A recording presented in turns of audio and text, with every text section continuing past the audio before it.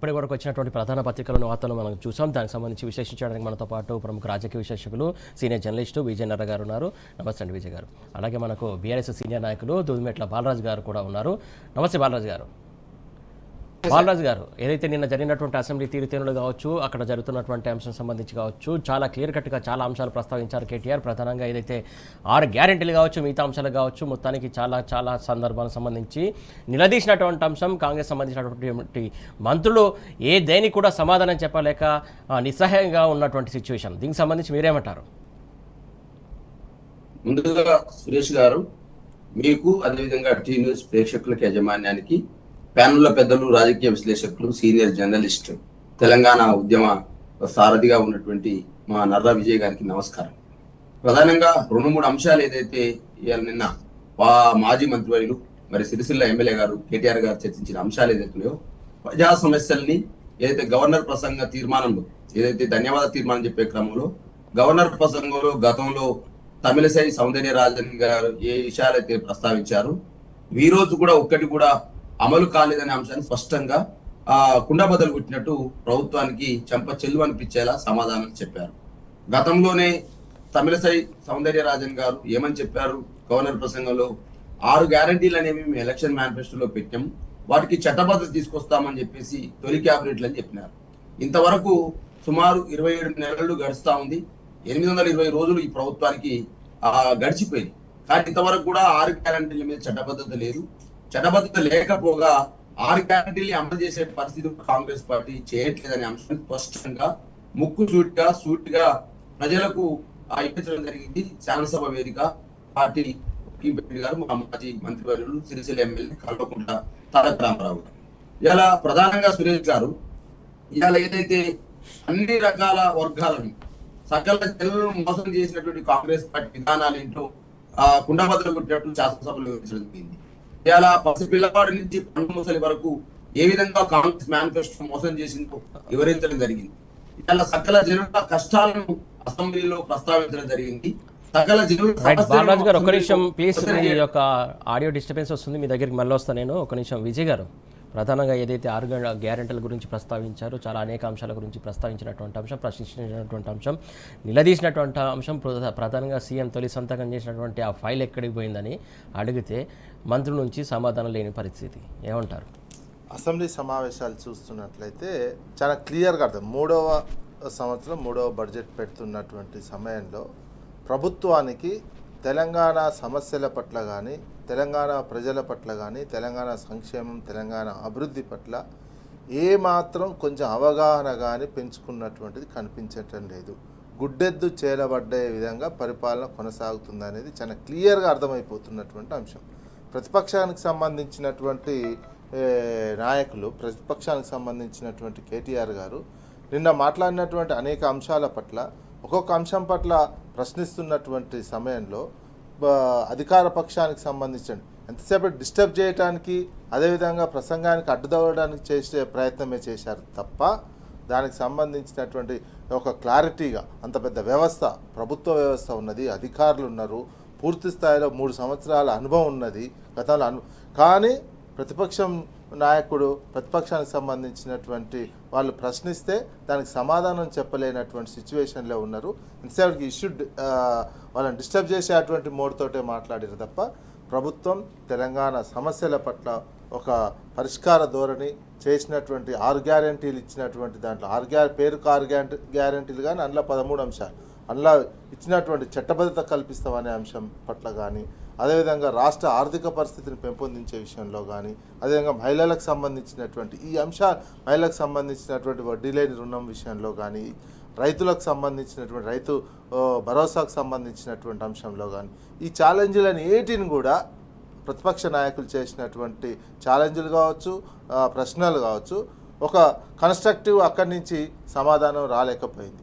అంటే సమాధానం ఈరోజు గవర్నర్ ధన్యవాదాలు తెలిపే తీర్మానం ఈరోజు ముఖ్యమంత్రి చెప్పొచ్చు, కానీ చెప్పాలంటే అటువంటిప్పుడు వీళ్ళని పూర్తిగా మాట్లాడేయాల్సినటువంటి అవసరం. ప్రతి డిస్టర్బెన్స్కు, ప్రతి దానికి ఆఖరికి శ్రీధర్ బాబు గారు లేచి కేటీఆర్ గారి ప్రసంగానికి సంబంధించినటువంటి దాంట్లో చూస్తే మీరు ఒక అద్భుతమైనటువంటి స్క్రిప్ట్ తోటి ఒక సినిమా చూపించినట్టు చూపిస్తున్నారు, మీకున్న వాక్చాతుర్యంతో ఈ రకంగా చెప్తున్నారు అనే పరిస్థితి అనాల్సినటువంటి పరిస్థితి ఉంది తప్ప వీళ్ళ సైడ్ నుంచి ఇంతమంది మంత్రులు అంత పెద్ద వ్యవస్థ ఉండి ఒక్కొక్క అంశానికి సంబంధించినటువంటి క్లారిటీ అభివృద్ధి మేము ఇట్లా చేస్తాం అనే విషయాన్ని చెప్పలేకపోయారు. రాజకీయంగా చాలా క్లియర్గా నిన్న మాత్రం అప్పర్ హ్యాండ్ బీఆర్ఎస్ పార్టీ అసెంబ్లీలో అప్పర్ హ్యాండ్ సాధించినటువంటిది చాలా క్లియర్గా కనిపిస్తున్నట్టు. వీళ్ళు డిఫెన్స్లో మోడ్లోకి వెళ్ళిపోయినారు అధికార పార్టీకి సంబంధించినటువంటిది. దాంట్లో ఎమ్మెల్యేలు కూడా పట్టించుకోవాలన్నటువంటి విషయం ఉంది కాంగ్రెస్ పార్టీకి సంబంధించినటువంటి ఎమ్మెల్యే. ఓవరాల్గా చూసినట్లయితే రాష్ట్ర అభివృద్ధికి సంబంధించినటువంటి పరిపాలన మీద అధికార పార్టీకి పూర్తి స్థాయిలో గ్రిప్ రాలేదు, అవగాహన లేదనేది మాత్రం చాలా క్లియర్గా గవర్నర్ ప్రసంగానికి ధన్యవాదాలు తెలిపే తీర్మానంలో వాళ్ళు చేసినటువంటి డిస్టర్బెన్స్లలోనే అర్థమైపోయింది. ఈరోజు ఇక సమాధానం ఏ రకంగా వస్తుందో చూడాల్సినటువంటి అవసరం ఉంది. కానీ ఇంకొక అంశం సార్, ప్రధానంగా ఏదైతే 4,000 నిరుద్యోగ భృతి కోసం ధన్యవాదాలు తెలపాలా, లేకుంటే 2 లక్షల ఉద్యోగాలు ఇస్తామన్నారు, దానికోసం వాళ్ళు నిరుద్యోగులు ధన్యవాదాలు తెలపాలా, మీకు ప్రసంగంలో అన్ని ఇచ్చాం ఉద్యోగాలు అని చెప్పారు కదా, ఈ అబద్ధాలు చెప్పడం ఎందుకోసం అని చెప్పేసి ప్రశ్నించారు. అదే ఈ ప్రశ్నలకే 4,000 పెన్షన్ లేదు, 2,500 మహిళలకు ఇస్తా అన్నది లేదు, గ్యాస్కి సంబంధించిన 500 పడతలేనటువంటి విషయం, అదేవిధంగా వరికి అన్ని పంటలన్నిటికీ బోనస్ ఇస్తామనేటువంటి విషయం కూడా అందులో చదివినటువంటి అంశం ఉన్నది. ఈ అంశాలన్నిటికీ కూడా డిస్టర్బ్ చేస్తున్నారు తప్ప మంత్రులు ఒక్కొక్క మంత్రి ఒక్కొక్క అంశం మీద డిస్టర్బ్ చేసుకుంటూ పోయారే తప్ప ఒక కన్స్ట్రక్టివ్గా ప్రతి దానికి దేనికి సమాధానం చెప్పలేనటువంటి సిచ్యువేషన్ ఉన్నది. అదే పారిశ్రామిక విధానానికి సంబంధించి ఐటీ ఎంప్లాయ్మెంట్కి సంబంధించినటువంటిది. ఎంప్లాయ్మెంట్ ఎందుకు తగ్గిందంటే మీ విధానాలు లేకనే ఎంప్లాయ్మెంట్ తగ్గిందని వాళ్ళే ఒక బడ్జెట్లో ఒక సంబంధించిన గవర్నర్ ప్రసంగంలో ఒక సంఖ్య పెట్టి వీళ్ళు బయట ఒక సంఖ్య చెప్పి ఇందులో 7,000 ఉద్యోగాలు తగ్గినట్టు చూపించినట్టు. అంటే మీ ప్రైవేట్ రంగంలో కూడా ప్రభుత్వ ఉద్యోగాలు అంటే ఇవ్వలేనటువంటి సిచ్యువేషన్ ఉంటుంది. మీకు ప్రైవేట్ రంగంలో కూడా ఉద్యోగాల కల్పన ఉపాధి కల్పనలో కూడా మీ విధానాల లోపం వల్ల వచ్చినటువంటి ఉద్యోగాలు కూడా పోయేటువంటి పరిస్థితి రాష్ట్రానికి వచ్చింది. ఎవరైనా తక్కువ ఉద్యోగాలు 7,000 ఉద్యోగాలు తగ్గినట్టు ప్రైవేట్ రంగంలో చూపించినట్టు అది ఎంత ఎఫెక్ట్ పడుతుంది కొనుగోలు శక్తి మీద, రాష్ట్ర ఆర్థిక శక్తి ప్రభావం, కొనుగోలు శక్తి మీద, అన్ని వ్యవహారాల మీద ప్రభావం పడుతుంది. ఆ రకమైన ఎందుకు రీజన్ మీరు సరైనటువంటి పాలసీకి సంబంధించినటువంటి ప్రభుత్వ పరిపాలన వైఫల్యం కావచ్చు, రాజకీయానికి సంబంధించిన వైఫల్యం కావచ్చు, మీకు అనుభవం లేనటువంటిది కావచ్చు, నిరంతరం మీ దృష్టి అంతా కేవలం ఇతర రంగాల అభివృద్ధి సంక్షేమం ఇటువైపు కాకుండా ఒక మంచి వాతావరణం కల్పించేటువంటి వాతావరణంలో పరిపాలన లేకుండా బ్లాక్మెయిల్ చేయడానికి కావచ్చు, ఇతరులను ఇబ్బంది పెట్టి చేయవచ్చు, దాంతో రియల్ ఎస్టేట్ కూడా పడిపోయినటువంటి అంశం. ఇవన్నీ ఉన్నటువంటి వాతావరణాన్ని ఒక మంచి అభివృద్ధికి సంబంధించినటువంటి వాతావరణాన్ని ఉన్నటువంటిని చెడగొట్టి 3 ఏళ్లలో తీసుకొచ్చిన పరిస్థితే రాష్ట్రం ఈ రకమైనటువంటి పరిస్థితిలోకి నెట్టివేయబడింది అనేది చాలా క్లియర్గా నిన్న ప్రతిపక్షానికి సంబంధించినటువంటి ఎమ్మెల్యే గారు కేటీఆర్ గారు చాలా క్లియర్గా రాష్ట్రంలో పరిపాలన వైఫల్యం వల్ల రాష్ట్రానికి జరుగుతున్నటువంటి అన్యాయాన్ని మీరు చెప్పిన గవర్నర్ ప్రసంగంలో మీకు ఉన్నటువంటి పెట్టిన లక్ష్యాలు ఎంతవరకు నెరవేరాయి, మీరు అభివృద్ధికి సంబంధించినటువంటి ఎట్లా చెప్పారు, ఏ రకంగా వైఫల్యం చెందారు అనే విషయాన్ని మాత్రం చాలా క్లియర్గా చెప్పడం ప్రజలకు అర్థమయ్యే రీతిలో ప్రజల దృష్టికి ప్రతిపక్షం బాధ్యతగా ప్రభుత్వ వైఫల్యాలను ప్రజల దృష్టికి తీసుకెళ్లడంలో నిన్న రాజకీయంగా కావచ్చు ఉన్నటువంటి అంశం సబ్జెక్టు విషయంలో కావచ్చు బీఆర్ఎస్ పార్టీ నిన్న అసెంబ్లీ సెషన్లో అప్పర్ హ్యాండ్ సాధించింది రాజకీయంగానే చెప్పుకోవచ్చు. కాంగ్రెస్ పార్టీ మాత్రం డిఫెన్స్ మోడ్లో పడిపోయింది. రైట్, మొత్తానికి నిన్న జరిగినటువంటి అసెంబ్లీ సమావేశాలకు సంబంధించి కాంగ్రెస్ డిఫెన్స్లో పడింది, ముఖ్యంగా డిఫెన్స్లో పడేయబడ్డారు. కేటీఆర్ డిఫెన్స్లో పడేసే రకంగా మాట్లాడారని చెప్పేసి ప్రధానంగా వస్తున్నటువంటి విషయం. ప్రధానంగా ఏదైతే ఇచ్చినటువంటి 6 గ్యారెంటీలు కావచ్చు, అనేక హామీలు కావచ్చు, లేకుంటే సంక్షేమం సంబంధించి సర్వనాశనం అయిపోయింది, అభివృద్ధి కావచ్చు, లేకుంటే పెట్టుబడులు కావచ్చు, ఎక్కడ కూడా రాని పరిస్థితి. మొత్తానికి ప్రసంగంలో మాత్రం గవర్నర్ ప్రసంగంలో మాత్రం అన్నీ వచ్చాయి, అన్నీ చేసేసామని చెప్పేసి అబద్ధాలు ప్రజలకు వల్ల వేస్తున్నారని చెప్పేసి ఇది పద్ధతి కాదని చెప్పేసి కేటీఆర్ నిన్న చెప్పినటువంటి సందర్భం సంబంధించి చూసాం. దానికి సంబంధించినటువంటి అంశం చూసాం. విజయ్ గారు, ప్రధానంగా ఏదైతే 6 గ్యారెంటీలకు సంబంధించి మొదటి అసెంబ్లీ సెషన్లోనే చట్టబద్ధత తీసుకొస్తామని చెప్పేసి హామీ ఇచ్చింది. ఇప్పుడు 3వ అసెంబ్లీ సెషన్ స్టార్ట్ అయింది, దానికి సంబంధించి ఇంతవరకు దానికి అసలు ప్రస్తావన లేదు. ఎందుకు వైఫల్యం పూర్తి ఇచ్చిన మాట నిలబెట్టుకోవడంలో కాంగ్రెస్ పార్టీ వైఫల్యమైంది. వాళ్ళు ఒకటి కాదు రెండు కాదు, రాహుల్ గాంధీ కానించి ప్రియాంక గాంధీ కానించి మల్లికార్జున ఖర్గే రాని లీడరే లేడు, చెప్పని లీడరే లేడు. మేము చట్టబద్ధత కల్పిస్తాము, మాది ఫస్ట్ సెషన్లోనే ఫస్ట్ సంతకం చట్టబద్ధత. 6 గ్యారెంటీలు అంటే అందులో 13 అంశాలు ఉన్నాయి, పేరుకు 6 గ్యారెంటీలు కానీ 13 అంశాలకి గ్యారెంటీ అన్నట్టు. దీనికి చట్టం చేసి చట్టబద్ధత కల్పిస్తాము అని చెప్పి హామీ ఇచ్చి ఎన్నికల్లో రావటం జరిగింది. అది ఇంత 3వ సంవత్సరం అయిపోయింది. 3 సంవత్సరాలు ఈ బడ్జెట్ పెట్టినట్టు ఇంకొక బడ్జెట్ పెట్టేటువంటి అవకాశాలు ఎక్కువగా ఉంటాయి. 1-2 బడ్జెట్లు పెడతారు. లాస్ట్ బడ్జెట్ పెద్ద ఇంపార్టెన్స్లో కూడా తీసుకోవాల్సినట్టు. ఈ సమయంలో చట్టం ఎందుకు చేయలేదు అనేది ప్రధానమైనటువంటి అంశం. అంటే మీరు రాష్ట్రాన్ని అబద్ధాలు చెప్పి ప్రజలను మోసం చేసి 1కి 2 చెప్పి అబద్ధాల మీద అబద్ధాలు చెప్పి లేనటువంటి హామీలు. మీరు అనుభవం ఉన్నది, మాకు రాష్ట్ర ఆర్థిక పరిస్థితి అప్పులు చేసినామని చెప్పినటువంటి సిచ్యువేషన్ ఉన్నది. గత ప్రభుత్వం అప్పులు చేసింది. మాకున్నటువంటి తెలివితోటి, మాకున్నటువంటి సామర్థ్యంతో, మాకున్నటువంటి 60 సంవత్సరాల పరిపాలన అనుభవంతో మేము అన్నిటినీ చక్కబెట్టి చట్టం చేసి మీ ఇంటికి అన్ని తెచ్చిస్తామనే రీతిలో హామీ ఇచ్చినటువంటి చట్టబద్ధత కల్పిస్తామనేది దాన్ని ఫెయిల్ అయిపోయింది. పూర్తిగా ఫెయిల్ అయినటువంటి గవర్నమెంట్గా, ఫెయిల్ అయినటువంటి పార్టీగా ప్రజల ముందు ఈ 3వ సంవత్సరం అయితే నిలబడింది. మీరు లాస్ట్ ఇయర్ లాస్ట్ ఇయర్ అంటున్నారు, కాంగ్రెస్ పార్టీకి సంబంధించినటువంటి ఎమ్మెల్యేలు మాట్లాడుతున్నారు, మేము లాస్ట్ ఇయర్ ఇవన్నీ ఇంప్లిమెంటేషన్ చేస్తాం, 2500 ఇస్తాం, 4000 పెన్షన్ ఇస్తాం, 6000 రూపాయలు వికలాంగులకు ఇస్తాము, స్కూటీలు ఇస్తాం. ఇవన్నీ ఏంటంటే మామూలు షాపులలో పెట్టుకున్నటువంటిదే ఉంటుంది. ఏదో కొందరికి ఇస్తారు, అయిపోయినాయి అని చెప్పేటువంటిది. సేమ్ రుణమాఫీ కూడా అంతే కదా. వీళ్ళు చెప్పినటువంటిది 50,000 కోట్లు ఉన్నటువంటి రుణమాఫీని వీళ్ళు 20,000 కోట్లకు తీసుకొచ్చి ఎంతమందికి ఎగ్గొట్టినటువంటి సిచ్యువేషన్ కనిపిస్తుంది. అదేవిధంగా రైతు భరోసాకు సంబంధించినటువంటిది కూడా ఇప్పుడు ఎన్ని ఎకరాలు ఉన్నాయి, ఇప్పుడు ఎకరం వరకే వేస్తారు అనేది తీసుకొచ్చారు. ఈ రైతు భరోసాకు సంబంధించినటువంటి హామీ కూడా తుంగలో తొక్కుతున్నట్ట, మోసం చేస్తున్నట్ట భవిష్యత్తులో తేలుతుంది.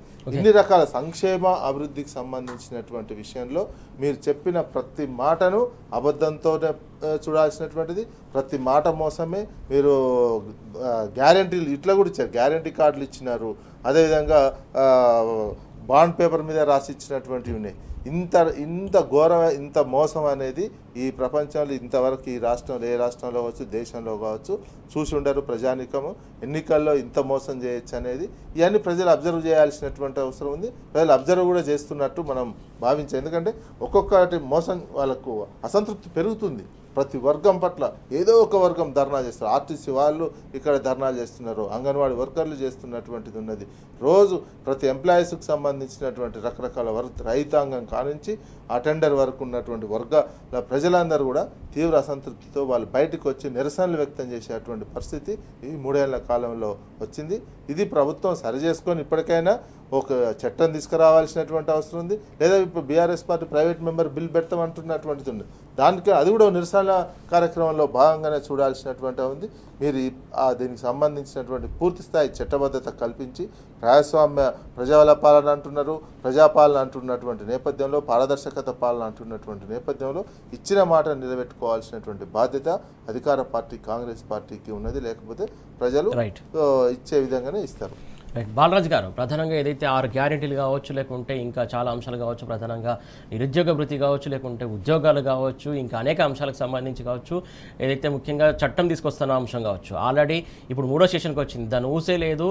నిలదీస్తే మాత్రం అడ్డుకునే పరిస్థితి, మంత్రులు దేనికి సమాధానం చెప్పలేని పరిస్థితి ఉంది. దీనికి ఏమంటారు మీరు?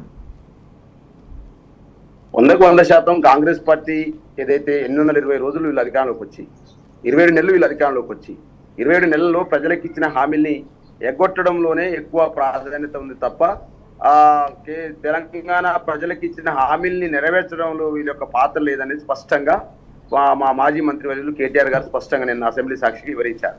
ఇవాళ ఎందుకు ధన్యవాద తీర్మానం చెప్పాలి గవర్నర్ ప్రసంగానికి అనే అంశాన్ని సూటిగా ప్రశ్నించడం జరిగింది. ఇవాళ నిరుద్యోగ భృతి ఎగ్గొట్టినందుకు నిరుద్యోగులు మీకు ధన్యవాదాలు తెలపాలనా? అదేవిధంగా రైతు భరోసా, రైతు కూలీలకు, వ్యవసాయ, అదేవిధంగా కౌలు రైతులకు, అదేవిధంగా రైతాంగానికి సుమారు 70 లక్షల మంది రైతాంగానికి ఇవాళ రైతు భరోసా, రైతు బంధు ఎగ్గొట్టేందుకు మీకు ఇవాళ ధన్యవాదాలు తీర్మానం చెప్పాలనా? అదేవిధంగా బోనస్ ఎగ్గొట్టేందుకు ఇవాళ రైతులు మీకు ధన్యవాద తీర్మానానికి ధన్యవాదాలు చెప్పాలనేటువంటి అంశాన్ని స్పష్టంగా వివరించడం జరిగింది. అదేవిధంగా పింఛన్ సంబంధించి ఏదైతే ఉందో సురేష్ గారు, ఇలా గతంలో అధికారంలోకి రాకముందు ఏం చెప్పినారు, ఇలా కేసీఆర్ గారు ఒక్కరి ఇంట్లో ఒక్కరికే పింఛన్ ఇస్తా ఉన్నారు. రేపు మేము ప్రభుత్వంలో అధికారానికి వస్తే మహిళలకు 2500 ఇస్తాము, అదేవిధంగా ముసలమ్మకు 4000 రూపాయలు ఇస్తామని చెప్పినారు సార్. మరి ఇంతవరకు 1,60,00,000 పైచిలుకున్నటువంటి ఈ రాష్ట్ర జనాభాలో మహిళలకు సంబంధించి 2500 కోసం ఎదురు చూపులు చూస్తా ఉన్నారు సార్. అదేవిధంగా పింఛన్ సంబంధించి ఇలా అనేక మంది సుమారు 40 నుంచి 50 లక్షల మంది పింఛన్ హోల్డర్ ఎవరైతే ఉన్నారో అది వికలాంగులు కావచ్చు, వితంతువులు కావచ్చు, అదేవిధంగా వృద్ధులు కావచ్చు, డయాలసిస్ పేషెంట్లు కావచ్చు, అనేక మంది ఇలా బీడీ కార్మికులు కావచ్చు, వీరందరూ కూడా ఇలా సుమారు 40 నుంచి 50 లక్షల మంది ఆ పింఛన్ హోల్డర్స్ కూడా మన 4,000 పింఛన్ ఎప్పుడు పెరుగుతుందని చూస్తా ఉన్నారు సార్. అదేవిధంగా 6,000 పింఛన్ కోసం వికలాంగులు సుమారు 6 లక్షల నుంచి 5 లక్షల మంది ఎదురు చూస్తున్న సందర్భాన్ని గుర్తు చేస్తా ఉన్నారు సార్. ఇలా వీళ్ళందరూ కూడా ఎందుకు మరి గవర్నర్ ప్రసంగంలో మేము అది చేశాం ఇది చేశామని మాట్లాడుతూ ఉన్నారు. మహిళలకు వడ్డీ లేని రుణాలు ఇచ్చినామని చెప్పేసి 57,000 కోట్లు ఇచ్చినామని చెప్పేసి మాట్లాడుతున్న కాంగ్రెస్ పార్టీకి ఇలా కేటీఆర్ గారు నిన్న సవాల్ విసిరారు. మీరు వడ్డీ లేని రుణాలు ఇచ్చినట్టయితే నేను ఇప్పుడే రాజీనామా చేస్తానని చెప్పేసి చెప్పడం జరిగింది. మీరు నిరూపించండి, నేను రాజీనామా చేస్తానని చెప్పడం జరిగింది. ఇలా రుణమాఫీ గురించి ఇంతకుముందు విజయ్ గారు చెప్పినట్టు వీళ్ళు ఫస్ట్ సమావేశంలో ఏం చెప్పారు సార్? బట్టి విక్రమార్క గారు ఆర్థిక మంత్రిగా ఉన్నారు, అనేక మంది బ్యాంకర్స్ తో మీటింగ్ జరిగింది సార్. ఆ బ్యాంకర్స్ అంతా చెప్పారు రుణమాఫీ సంపూర్ణంగా కావాలంటే 50,000 కోట్లు అవసరం అని చెప్పేసి ఆ రోజు చెప్పడం జరిగింది. తదనంతరం రేవంత్ రెడ్డి గారు ఒక సభలో చెప్పినారు మేము 40,000 కోట్లు రుణమాఫీ చేయబోతున్నామని చెప్పేసి పెద్ద ఎత్తున ప్రగల్భాలు పలికి సభలలో మాట్లాడి మరి కనీసం ఇవాళ 20,000 కోట్లు కూడా చేసే పరిస్థితి ఇలా రైతాంగానికి లేదు. అంటే రైతు రుణమాఫీ ఎగ్గొట్టేందుకు మీకు ఇలా గవర్నర్ ప్రసంగానికి ధన్యవాదం చెప్పాలనే దాన్ని కూడా సూటిగా ప్రశ్నించడం జరిగింది కేటీఆర్ గారు. అదేవిధంగా సార్ ఇలా సింగరేణి కార్మికుల అంశాన్ని ప్రస్తావించడం జరిగింది. అదేవిధంగా ఆర్టీసీ కార్మికులు ఏవైతున్నారు గతంలో అధికారులు రాకముందు ఎలక్షన్ల సమయంలో ఏం చెప్పారు? మీరు ఆర్టీసీ కార్మికుల్ని రెగ్యులరైజ్ చేస్తాం, ప్రభుత్వ పరం చేస్తామని చెప్పినారు. మరి ఇంతవరకు కూడా ఆర్టీసీ సంబంధించిన అంశాన్ని ఇంతవరకు కూడా నెరవేర్చలేరని చెప్పేసి వాళ్ళు సమ్మెలు చేసే పరిస్థితి కనపడతా ఉంది. అంటే ఈ శాసన సభలో కేటీఆర్ గారి ప్రసంగం సకల జనుల సమస్యలు లేవనెత్తిగా మాకు అనిపించింది. శాసన సభలో ఇలా పసిపిల్లవాడి సమస్యను, పండు ముసలమ్మ సమస్యలు లేవనెత్తిగా మాకు కనిపించింది. అదేవిధంగా కర్షకుడి నుంచి కార్మికుడి నుంచి రైతు వరకు అనేక సమస్యలు లేవనెత్తడం జరిగింది. ఇంకో స్పష్టంగా చెప్పిన నిరుద్యోగుల తరఫున ఏ నిరుద్యోగుల జీవితాలతో మేము గతంలో ఏదైతే ఆడుకున్నారో కాంగ్రెస్ పార్టీ మళ్ళా అదే పరిస్థితి తీసుకొచ్చా ఉన్నారు. అదే గతంలో కాంగ్రెస్ పార్టీ ఏం చెప్పింది? అశోక్ నగర్ చౌరస్తాలో రాహుల్ గాంధీ గారిని తీసుకొచ్చి మేము నిరుద్యోగ భృతి ఇస్తామన్నారు. ఇంతవరకు ఇచ్చిరా లేదా ప్రశ్నించడం జరిగింది. అదేవిధంగా 2 లక్షల ఉద్యోగాలు సంవత్సరానికి ఇస్తామన్నారు, ఇచ్చిరా లేదని ప్రశ్నించడం జరిగింది. అదేవిధంగా వీళ్ళు 67,000 ఉద్యోగాలని చెప్తా ఉన్నారు, 11,921 ఉద్యోగాలు మాత్రమే ఇచ్చినారు.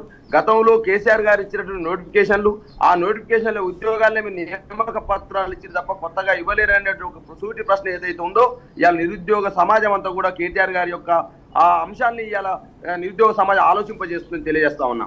ఇవాళ నిరుద్యోగులు, రైతులు, మహిళలు, వృద్ధులు, వికలాంగులు, అదేవిధంగా కార్మికులు, రైతాంగం సంబంధించి ప్రధానంగా సార్ బోనస్ అని అనేక అంశాలు చెప్పారు సార్. ప్రతి పంటకు సుమారు 10 పంటల్ని ఎలక్షన్ మేనిఫెస్టోలో చేర్చినారు.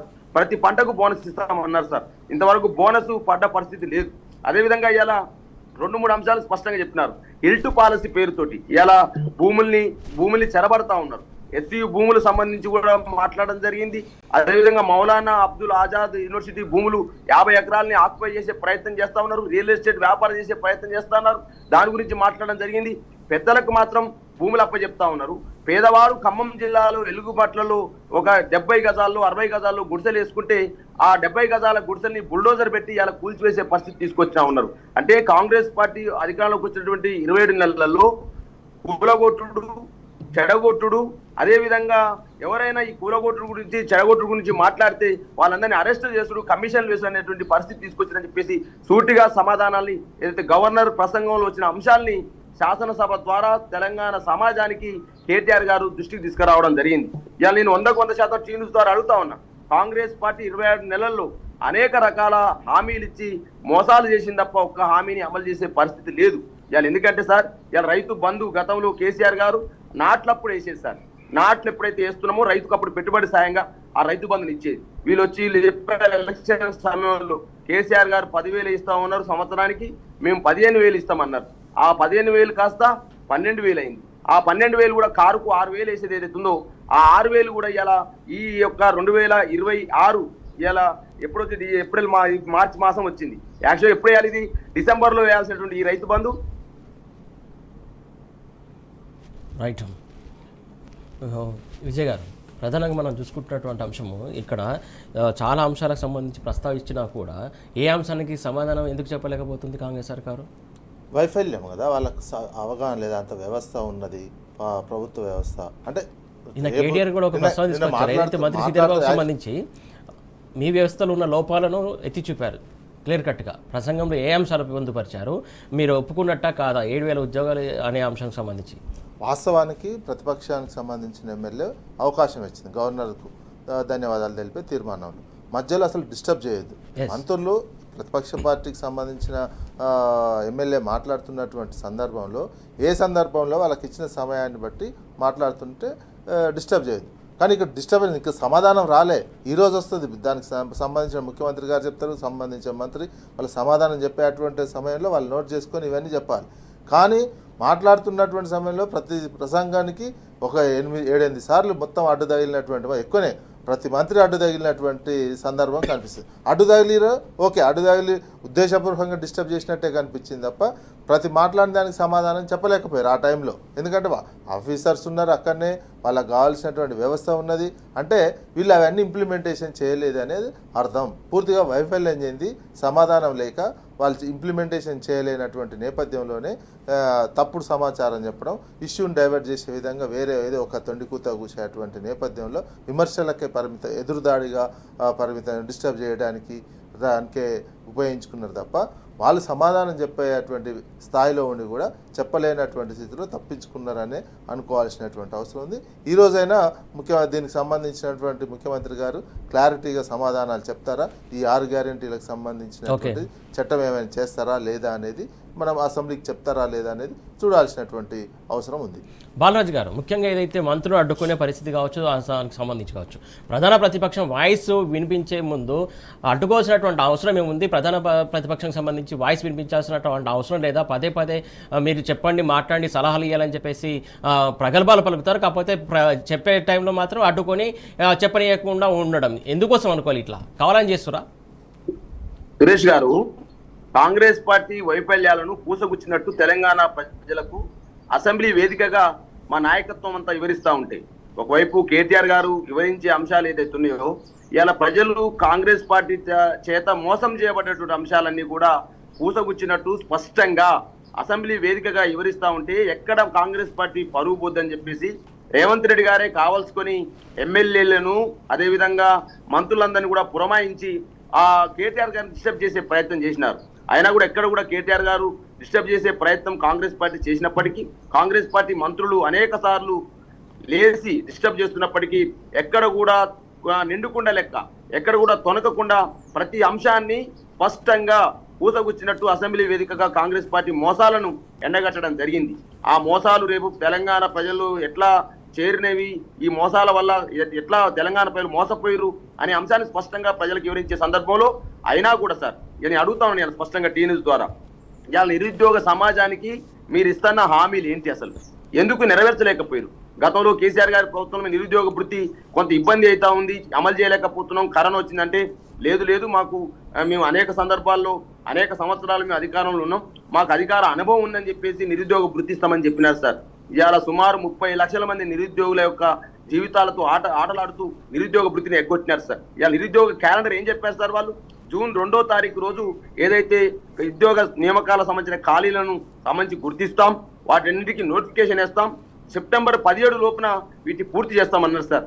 ఇవాళ అదే నిరుద్యోగులు దిల్సునగర్లో కావచ్చు, చిక్కడపల్లిలో కావచ్చు నిరసన తెలియజేస్తా ఉంటే వాళ్ళందరినీ కూడా ఇలా పోలీస్ స్టేషన్లో వేసేటువంటి పరిస్థితి దాపురించింది సార్. ఇలా నిరుద్యోగ యువతను మొత్తం కూడా లాఠీ చార్జీలు చేస్తూ పోలీసులతోని ఇబ్బంది పెడుతూ వాళ్ళని పోలీస్ స్టేషన్ వేసే పరిస్థితికి వచ్చింది సార్. మరి ఇదేనా మీ అశోక్ నగర్ చౌరస్తాలో రాహుల్ గాంధీ గారిని ఛాయ్ పే చర్చ అని చెప్పేసి పెట్టి నిరుద్యోగ సమాజానికి అనేక రకాల హామీలు ఇచ్చి ఇలా వాళ్ళందరినీ కూడా గొంతెత్తుతా ఉంటే గొంతుల్ని నొక్కేయడము, వాళ్ళు అడుగుతా ఉంటే వాళ్ళని పోలీస్ స్టేషన్లో నిర్బంధించడము, వాళ్ళ తల్లిదండ్రులకు ఫోన్ చేసి ఇష్టం వచ్చినట్టు వాళ్ళందరినీ కూడా వేధించడం అనేది ఏదైతుందో, ఇలా నిరుద్యోగ సమాజానికి కాంగ్రెస్ పార్టీ ఎటువంటి మోసం చేసిందో వాటన్నిటిని కూడా కేటీఆర్ గారు శాసనసభలో వివరించడం జరిగింది సార్. ఇలా 100% నేను అడుగుతా ఉన్నాను, రైతు బంధు ఏదైతే ఉందో ఇలా సుమారు 70 లక్షల పైచిలకు రైతాంగాన్ని కాంగ్రెస్ పార్టీ మోసం చేసిందిగా నేను భావిస్తా ఉన్నాను. ఇలా గతంలో మీరు చెప్పినారు వేస్తున్నటువంటి 15,000 కాస్త 12,000 అయింది, ఆ 12,000 కాస్త 6,000 అయింది, మరి ఆ 6,000 ఎకరానికి సంబంధించి వేస్తామని చెప్పేసి మాట్లాడుతూ ఉన్నారు సార్.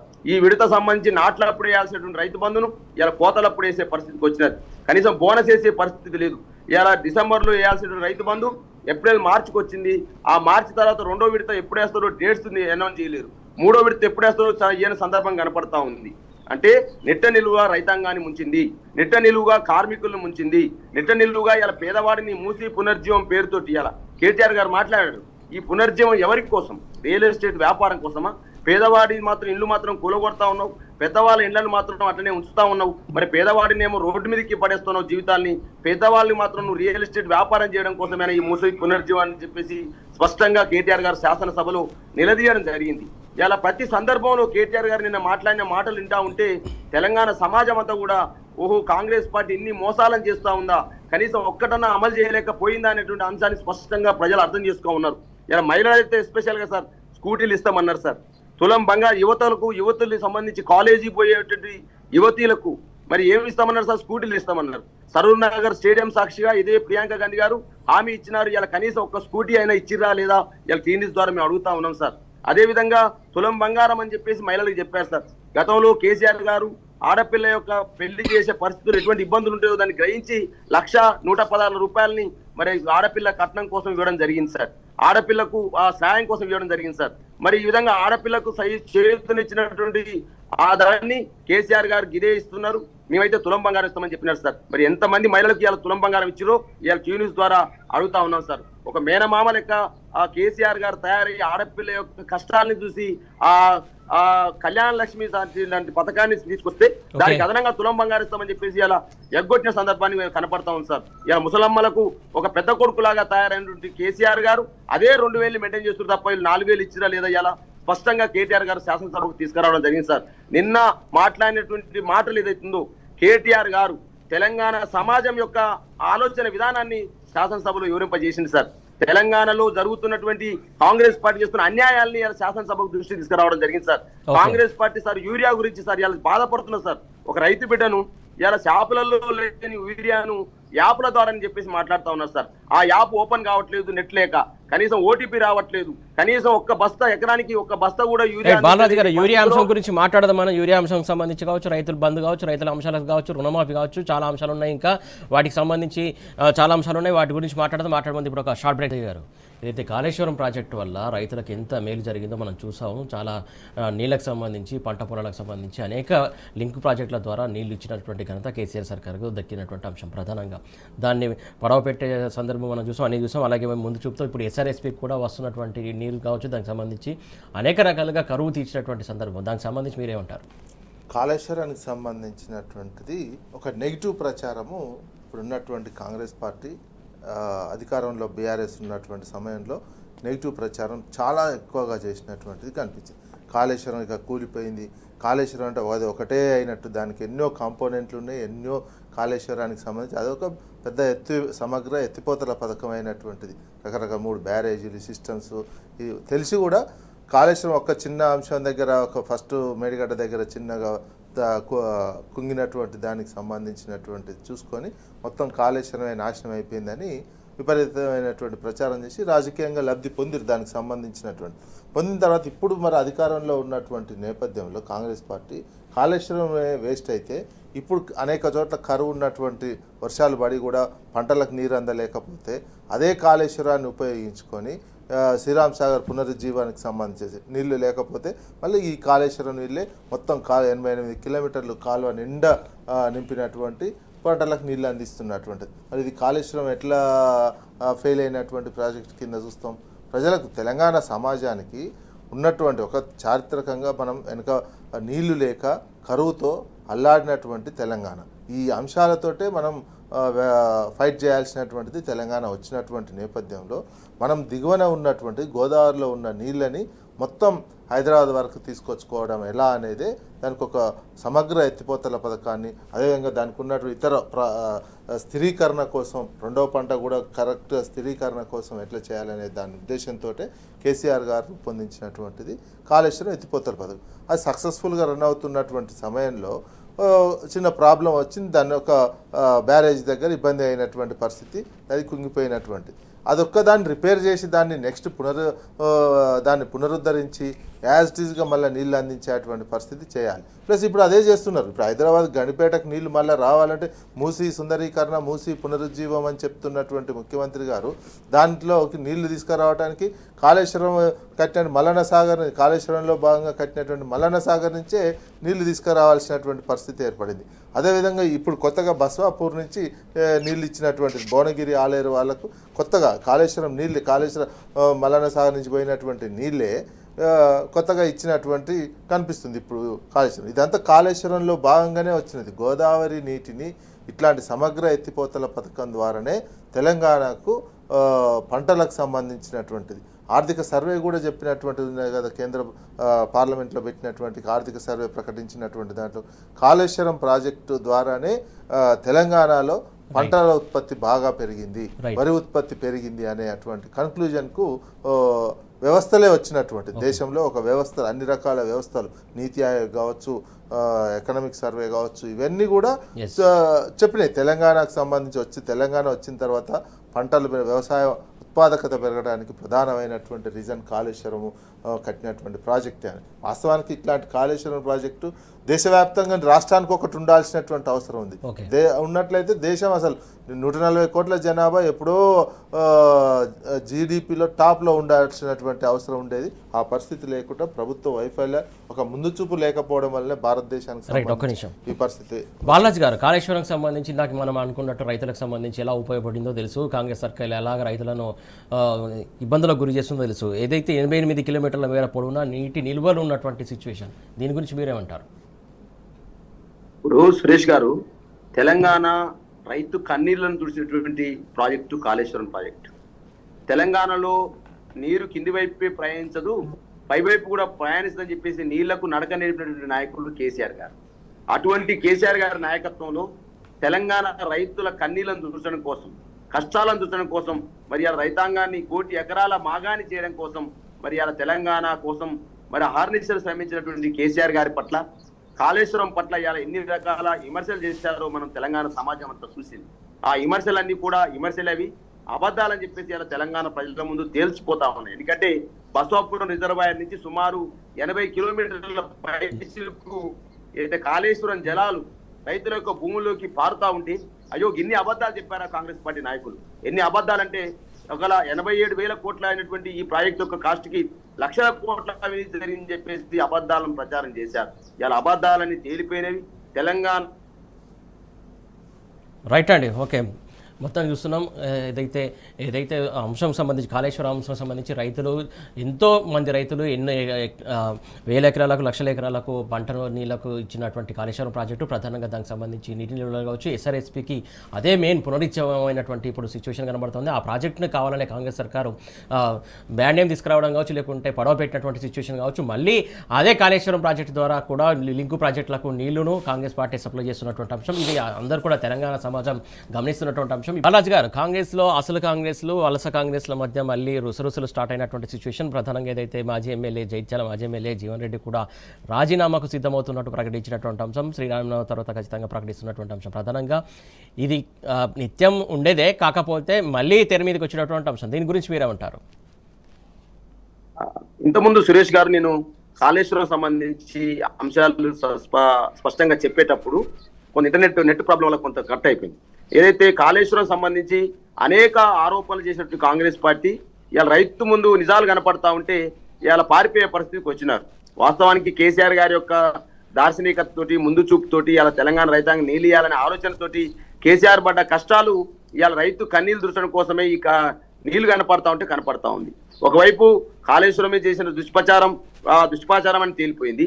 ఒకవైపు ఆల పార్టీలోనే ఉన్నటువంటి నాయకత్వం అంతా కూడా కాంగ్రెస్ పార్టీని విమర్శించే పరిస్థితికి వచ్చినది. ఇలా పార్టీ ఫిరాయింపుల మీద ఇంకా కూడా, అంటే 3 రంగుల జెండా కప్పుకొని కాంగ్రెస్ కండువా కప్పుకున్నటువంటి వాళ్ళను 3 రంగుల జెండా అని, అదేవిధంగా దేవుని కండువా అని చెప్పేసి మాట్లాడుతున్న వీళ్లకు ఇలా జీవన్ రెడ్డి గారు చెప్పిన సమాధానమే చెంప చెల్లు అనిపిస్తా ఉంది. పార్టీ ఫిరాయింపు చేసిరు అని చెప్పేసి వాళ్ళకు సంబంధించిన మాజీ మంత్రులు, సీనియర్ నాయకుడు చెప్తున్న పరిస్థితి కనపడతా ఉంది. అయినా కూడా స్పీకర్ గారు కావాల్సుకొని పార్టీ ఫిరాయించలేదని చెప్పేసి మాట్లాడుతూ ఉన్నారు.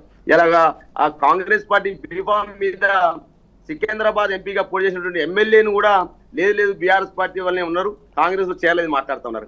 ఒకవైపు కడియం శ్రీహరి గారు స్టేషన్ కనుపూర్ ఎమ్మెల్యేగా ఉండి వారు కాంగ్రెస్ పార్టీలో జాయిన్ అయ్యి వారి కూతురు ఎంపీగా వరంగల్ ఎంపీగా పోటీ చేస్తూ వారి కోసం ప్రచారం చేస్తే కూడా మరి కడియం శ్రీహరి గారిని దాన నాగేంద్ర గారిని ఇంకా కూడా బీఆర్ఎస్ లో ఉన్నారని చెప్పేసి అయితే తీర్పిచ్చిరో స్పీకర్ గారు చేసినటువంటి అప్రజాస్వామిక విధానానికి తెలంగాణ సమాజమే నివరపోయింది. ఇలా భారత రాజ్యాంగం వైపు రాహుల్ గాంధీ గారు చేతపట్టుకుని తిరుగుతాడు.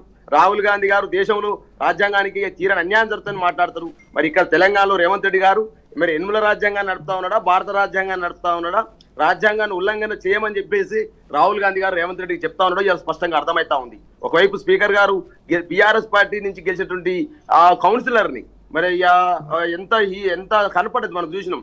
అంటే బీఆర్ఎస్ పార్టీ రెబల్ అంటే బీఆర్ఎస్ పార్టీగా ఏకగ్రీయమైనటువంటి అభ్యర్థిని ఆ కాంగ్రెస్ కండవ కప్పి స్పీకర్ గారే అప్రజాస్వామికంగా వ్యవహరించడం జరిగింది.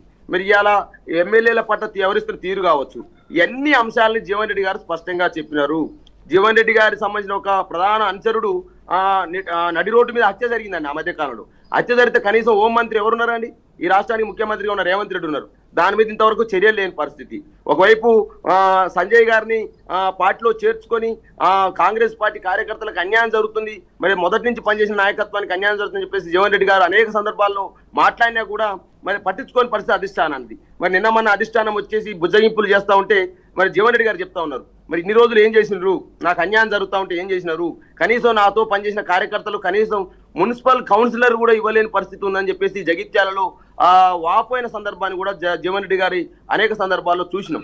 ఇవన్నీ అంశాలను పట్టించుకోకుండా నేను పార్టీకి రాజీనామా చేస్తున్నా, ఈ పార్టీలో ఉండేటువంటి పరిస్థితి లేదు, శ్రీరామనవమి తర్వాత నా నిర్ణయం చెప్తానని చెప్పి జీవన్ రెడ్డి గారు చెప్పగానే వారి చుట్టూ అధిష్టానం అంతా ఎంటబడతా ఉంటే జీవన్ రెడ్డి గారు పట్టించుకునే పరిస్థితి లేదు ఇలా.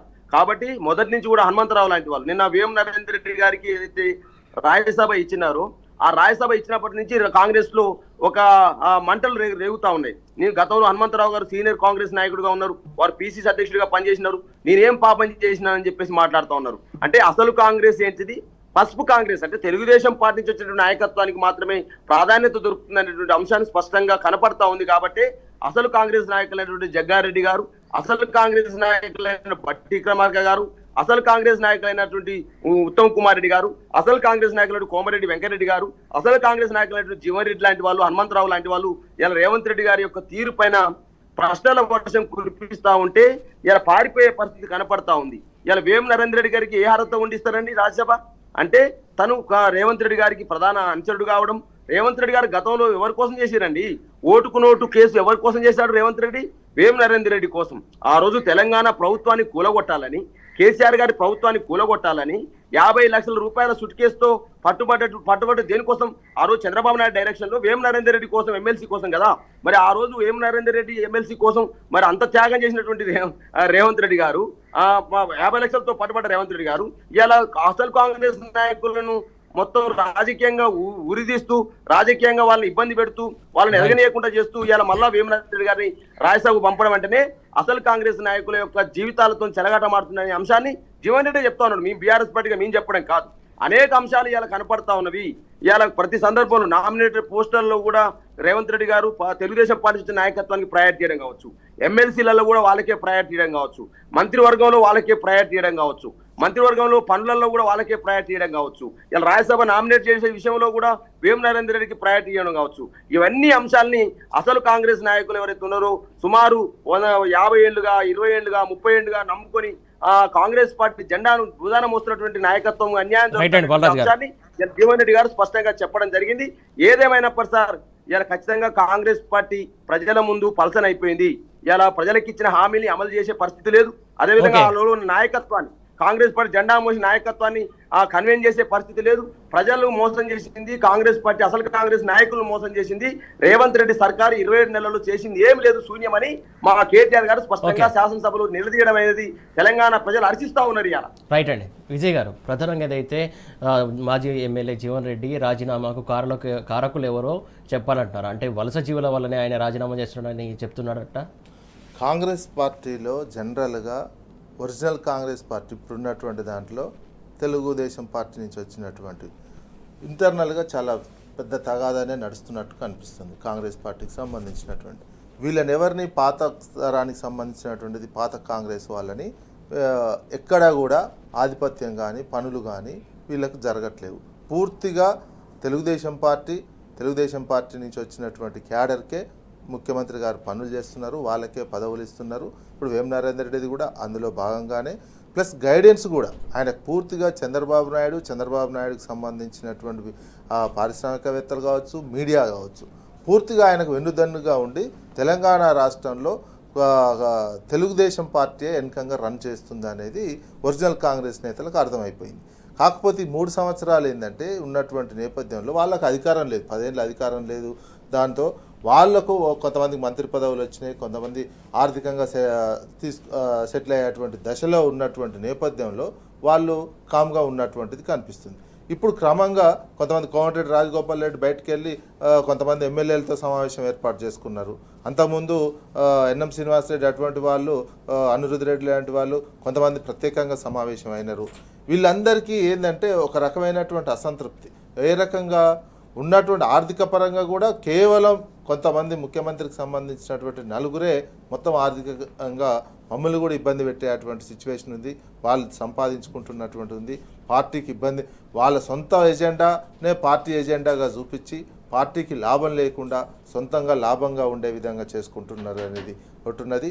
దానికి తోడు జీవన్ రెడ్డి లాంటి వాళ్ళని, సీనియర్గా ఉన్నటువంటి వాళ్ళని ఇతర పార్టీల నుంచి వచ్చి చేర్చుకున్నటువంటి వాళ్లకు ఎక్కువ ఇంపార్టెన్స్ ఇస్తూ జీవన్ రెడ్డిని అన్ని రకాలుగా రాజకీయంగా తొక్కేస్తున్నటువంటి బాధ ఆయన పడుతున్నటువంటిది. ఎక్కడ ఆయన మాట చెల్లుబాటు అవుతలేదు.